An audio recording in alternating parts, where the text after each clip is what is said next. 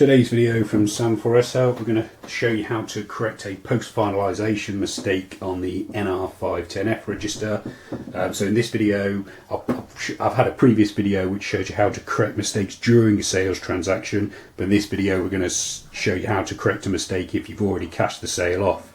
So for example, if I pop this sale through now, ring it through, cash the sale off, if that's now a mistake, say you rang the sale off and the customer spotted a discrepancy and you were able to correct the mistake manually in terms of them getting the right items and you dispensing the correct change, you've now got a problem that the till's incorrect, so there's the wrong money and also the wrong items sold. So there's a special mode you can go to called void, so you will need the void key in order to turn to it, but if you have that, then you simply go to void. The beauty of this is you don't have to do it straight away. You can tear off the receipt, make a note of it, and then maybe pass it to the manager if they've got the void key only.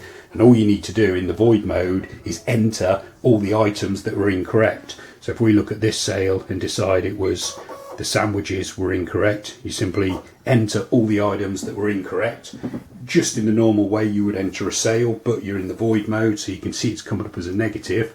And then you tender the sale in exactly the same fashion as you tendered on the original sale. So in this case it's cash. So you get a little receipt print out.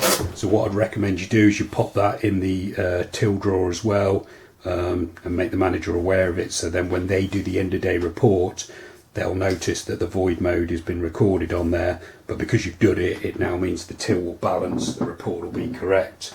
When you're finished, take the void key out, put the reg key back in, and then return to the register mode for more sales transactions.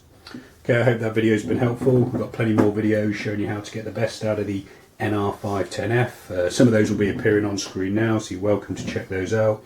You can also subscribe to this YouTube channel or visit sam4shelp.co.uk for more. Thanks for watching.